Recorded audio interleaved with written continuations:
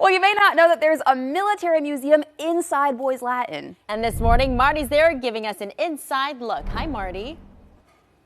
This is one of the most incredible stories I think K2 and I have ever stumbled upon in the 3 years of WJZ at 9, and he agrees. Ladies and gentlemen, let's welcome longtime educator at Boys Latin, Butch Meisel. You are the curator and owner of the Boys Latin Center for Military History. All of this is your collection, and what you're seeing behind us right now, I'm telling you, is not even 10% of what is in this museum here on the Boys Latin campus. Thank you so much for hosting us this day. Coming up after the break, we're going to do a walking tour, but briefly, what is your fascination with military? Briefly. I grew up in a military family. Brother was killed in Korea. My father was a combat veteran from World War II, and I've been interested in military history my entire life. How many items, articles are in this center? I would say over 10,000. Over 10,000. And I'm telling you, what you're looking at here barely even scratches the surface. And what's cool about this is you can come and visit. Thanks for hosting again. We'll explain it all after the break. Well, hello again and good morning. And Butch Meisel, who's the curator and owner of all this, longtime educator here at BL. And Boys Latin is not a military school.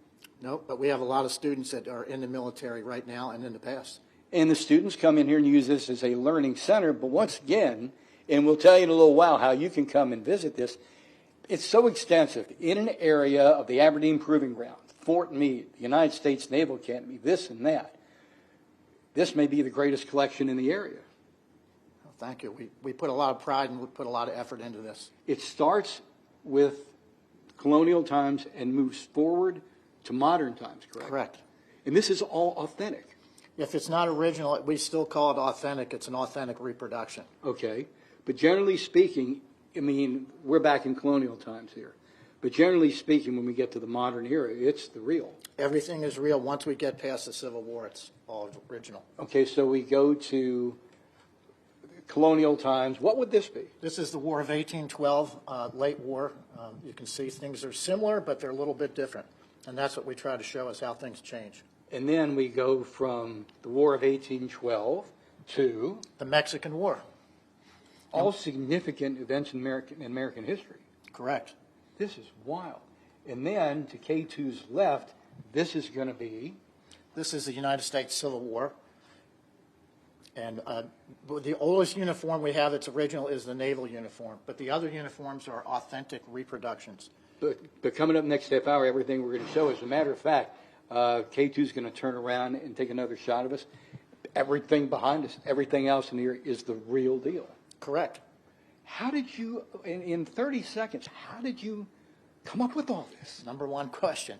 I've been collecting since I graduated from high school, and I got in with some guys who were military historians, and one thing led to another, and I've done a lot of displays for military personnel, and they've donated a lot of their artifacts to my son and I. I'm telling you, what we have just shown you just doesn't even scratch the surface. K2, would you agree in the 3 years we've been doing this, this is one of the top 10 most interesting places we've been? Oh, yes. Oh, yeah. I mean, absolutely. Coming up next half hour, we're going to go around the corner and show you more of the Boys Latin Center for Military History, which you can visit. Stay tuned. We'll give you all the details. This redefines the word wild. Back to you. Well, hello again, and good morning, everyone. Hopefully you're doing well. Chris Post, headmaster of Boys Latin School, joins us now. Last half hour, you met Butch Meisel, who owns and curates this incredible museum. And again, thanks for hosting us. Real quick, Chris, why is somebody watching? Why is this important? We know that boys learn better with hands-on real-world applications of knowledge that they learn. As a K-12 school for boys, we're able to have lower, middle, and upper school students come here to the museum and the classroom.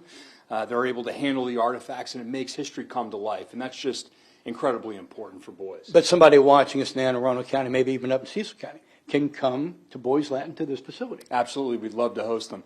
The reality is that there's no greater active service or dedication than the women and men who have served in military services to protect our freedoms. And there's a long history and tradition of that here at Boys Latin as well. And you were telling us, Butch, there's 10,000 artifacts in there, the vast majority of which are original, not recreations. That's correct. Incredible. What do you tell when you have a seminar going here? What do you tell folks? Well, it depends. They can pick the lecture if they like. If not, I'll give them a general tour. But I talk about the mission of this facility, which is to preserve and honor our military service people. I mean, this is one of the most detailed museums K2 and I have been in locally. I mean, you would look at the Smithsonian and in some cases say, hold my K rations. I was going to say hold my beer, but I thought I kind of We don't have that here on campus. swing it up to hold the K rations. There you have it. If a family wants to come, if a church group wants to come, it doesn't have to be a large group. You'll entertain anyone? Correct. All they have to do is contact the school, contact the museum, and I'll put them in the calendar. Would you like a phone contact or should you go online? You can go to www.boyslatinmd.com and click on the link to the museum. You can also call the main number for the school. Got it. You have a personal history here, some of your family members. Correct. My half-brother was killed in Korea, so I have a mannequin for him. My father was a Silver Star winner on D-Day. I have a mannequin for him. And my son, who's a co-owner, is currently a lieutenant colonel in the Army National Guard, and he's kind of the brains behind me with putting this all together. Total respect. Real quick before we leave. Real quick, what's behind us? This is a case dedicated to the Battle of Corregidor. 13,000 Americans and Filipinos were captured or killed on this island, and these are their personal artifacts. Incredible. Thanks so much for hosting us this day. This is absolutely unbelievable. Another gem you find in your own backyard you wouldn't think about. Back to TV Hill. Thank you, Marty.